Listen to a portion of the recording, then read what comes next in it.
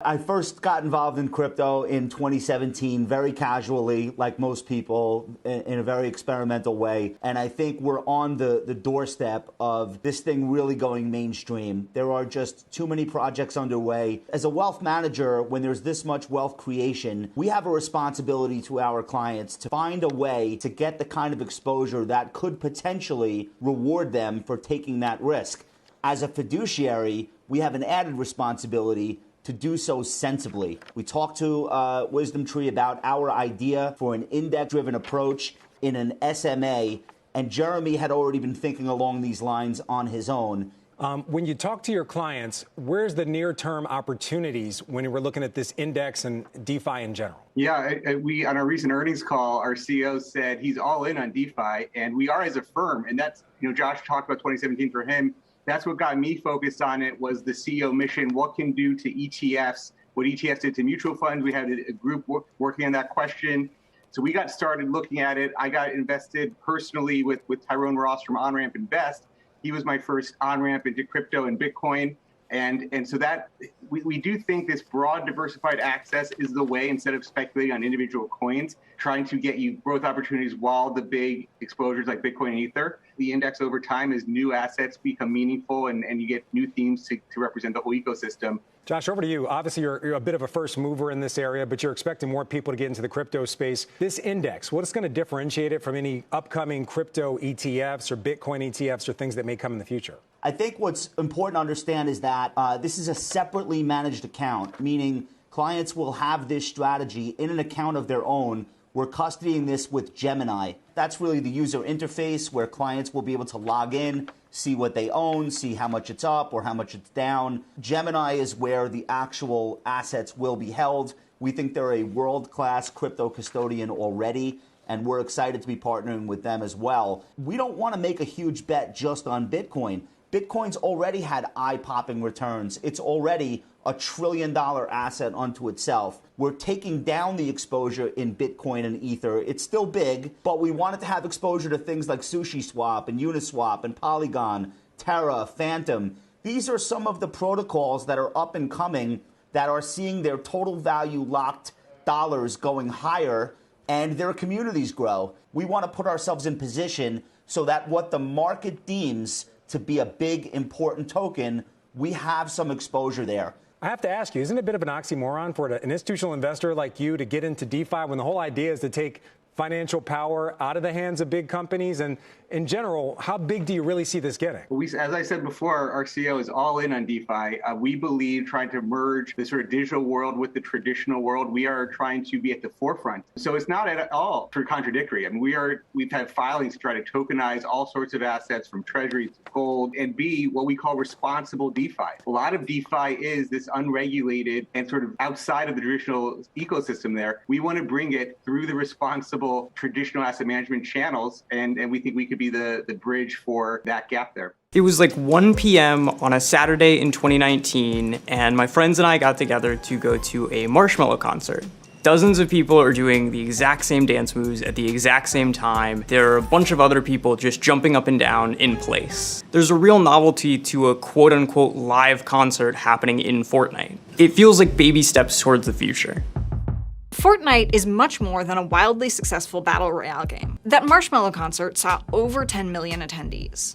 Fortnite's virtual world is an example of what some people call a metaverse. It can cover virtual and augmented reality, decentralized payment systems, and lots of other tech. But to a lot of people, it means a digital 3D world full of real people with virtual bodies. The term metaverse isn't new.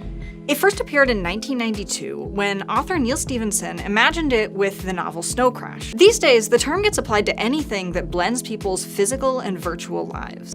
Web3 is a broad term for decentralized systems like cryptocurrency. A lot of people, especially Web3 designers, say the metaverse can't be run by a single company. The metaverse's most powerful evangelists have different definitions for it. If you talk to enough people, almost anything can start sounding like a metaverse. The metaverse will be the successor to the mobile internet. One of the biggest metaverse players is Meta, formerly known as Facebook, and it's got big plans for the metaverse. What is Meta's vision for the metaverse?